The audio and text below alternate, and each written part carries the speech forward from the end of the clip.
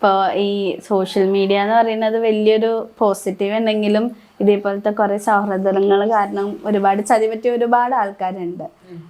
അപ്പോൾ അഭിനിക്ക് എന്താണ് ഇതിനെ പറ്റിയിട്ട് പറയാനുള്ളത്? ഇങ്ങനത്തെ ഇത്തരം സൗഹൃദങ്ങളും ഇത്തരം ആൾക്കാരെയും പറ്റിയിട്ട്.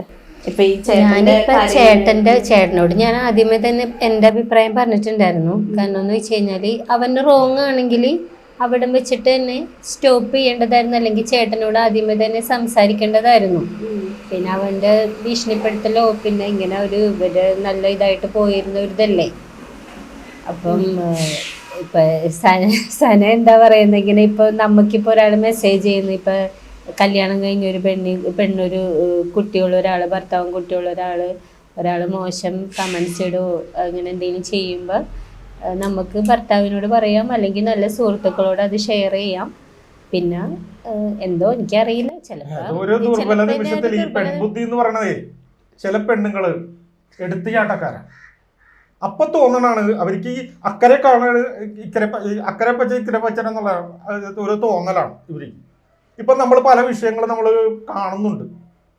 ചിലവര് നീ കണ്ടിട്ടുണ്ടാവും, ഇപ്പൊ ഒരു ദിവസവും നമ്മൾ ഓരോ ആത്മഹത്യകളാണ് നമുക്ക് ന്യൂസായിട്ട് വരുന്നത്. ഈ സ്ത്രീകളെന്ന് പറഞ്ഞാൽ ഈ പൊട്ടിക്കാളികളാണ് സത്യത്തിൽ.